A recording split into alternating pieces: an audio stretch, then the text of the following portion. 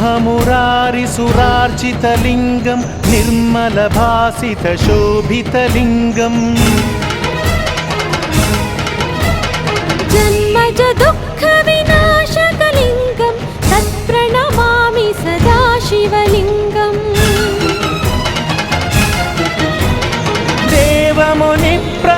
देवमुनिप्रवरार्चितलिङ्गं कामदहनकरुणाकरलिङ्गं रावणदर्पविनाशकलिङ्गं तत्प्रणमामि सदा शिवलिङ्गम्